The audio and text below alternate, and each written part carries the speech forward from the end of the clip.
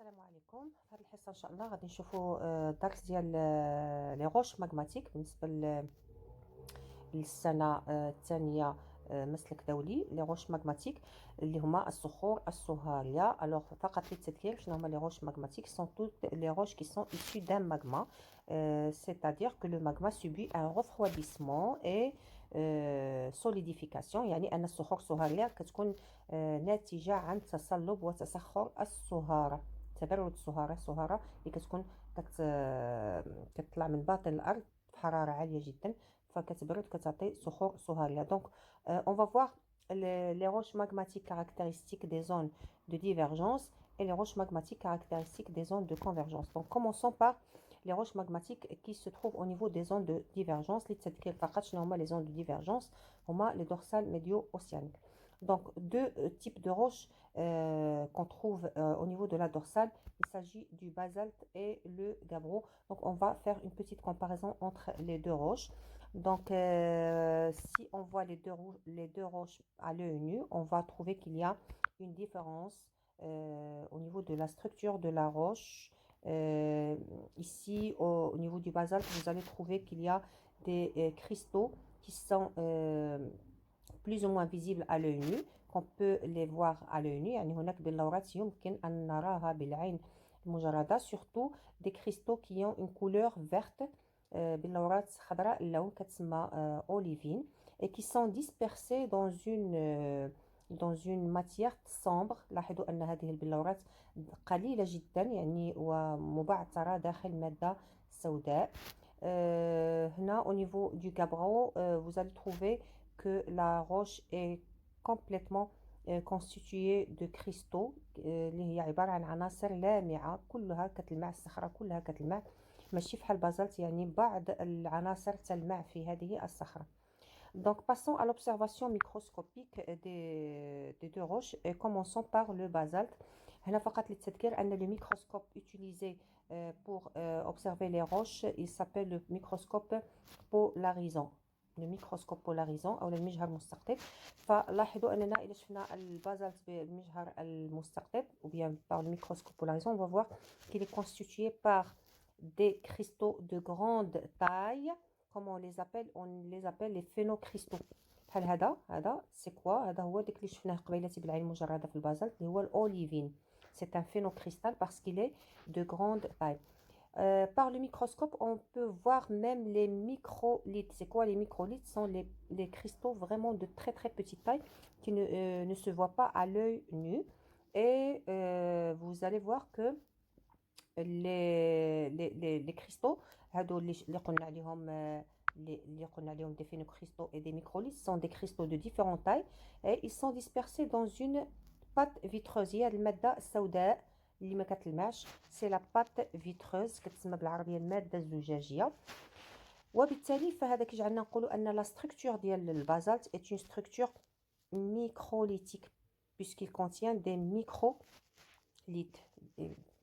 بما أنه كيحتوي على des microlithes إذن عنده une structure microlithique. وبما أن la roche contient la pâte vitreuse, ou la pâte vitreuse c'est une matière non cristallisée, هي عبارة عن مادة غير متبلورة, فنقول أن التبلور ديال البازالت غير كامل. علاش؟ لأن الصخرة نصفها مبلور, النص ديالها دي كريستو هما هادو, والنص ديالها مادة غير متبلورة اللي هي la pâte vitreuse.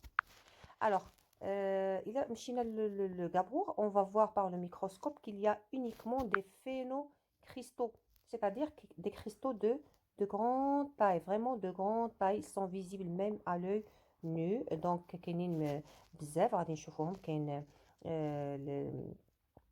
البلاجيوكلاز, الفلسبات, البيروxène, etc.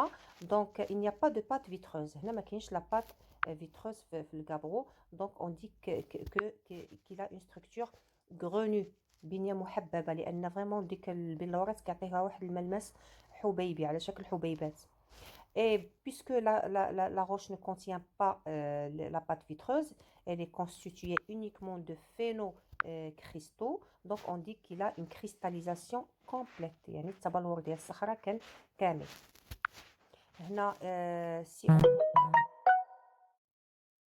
les deux roches, on va trouver que la taille du basalte et la taille des cristaux du basalte très variable. علاش لأن شفنا كاينين des des cristaux de grande taille, de de de petite taille, اللي هما des microlithes. Donc la taille des cristaux est très variable au niveau du basalte, mais au niveau du gabbro, on trouve que les cristaux sont à peu près de même taille. Pour la cristallisation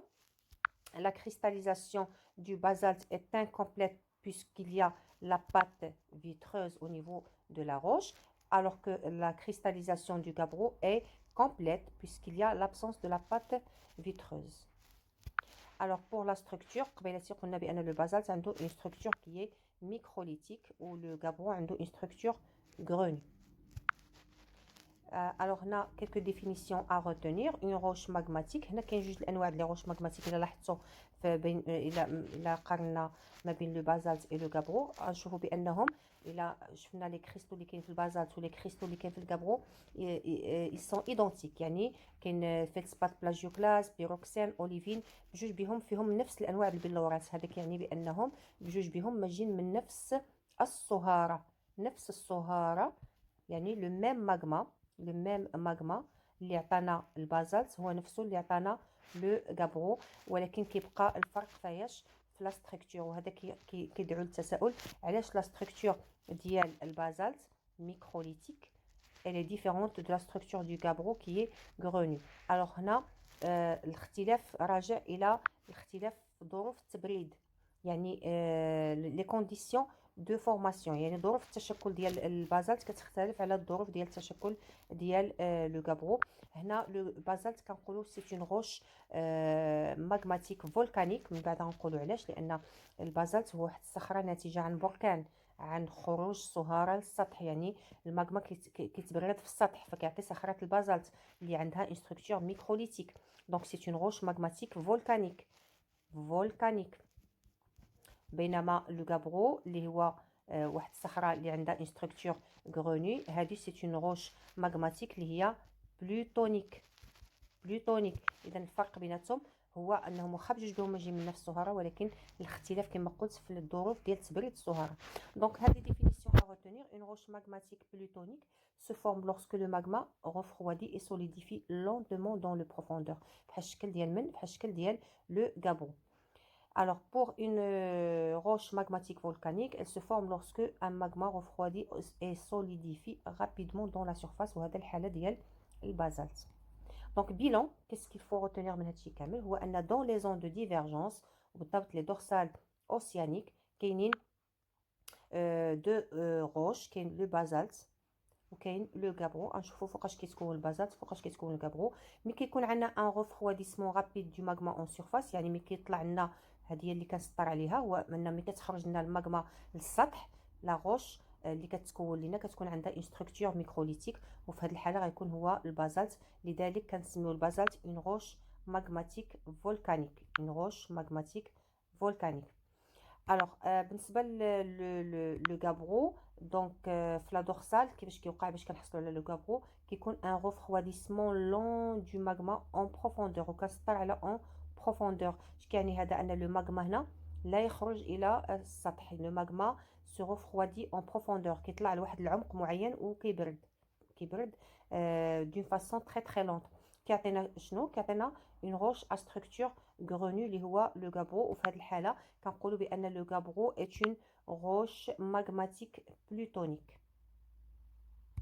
Alors pour les roches magmatiques qui se trouvent au niveau des zones de convergence, بحال les zones de subduction مثلا، هنا on va trouver deux types de roches.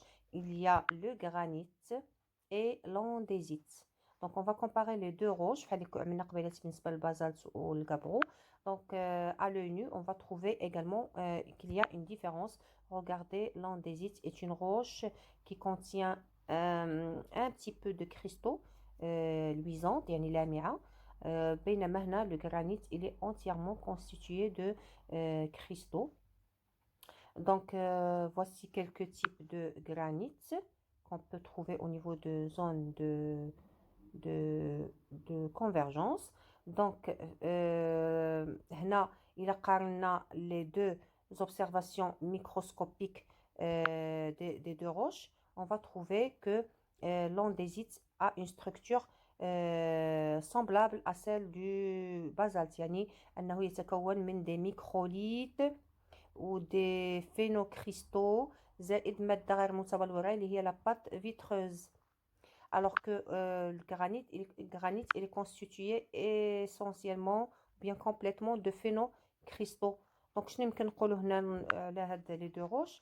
Je fais une comparaison. Donc, le granit, la taille des cristaux, elle est identique. La taille, لأنهم كاملين des phénocristaux. L'andésite, la taille, elle est variable. Donc, vous voyez que la taille des cristaux est variable. Pour la cristallisation, le granit, puisqu'il n'y a pas de pâte vitreuse, donc c'est une cristallisation qui est complète. Pour l'andésite, puisqu'il y a la pâte vitreuse, c'est une cristallisation qui est incomplète لأن هنا الصخرة نصفها مبلور ونصفها غير متبلور. بالنسبة للبنية, la structure, le granit est grenu, محببة. L'andésite, c'est une roche qui est microlithique لأنها كتحتوي على des microlithes.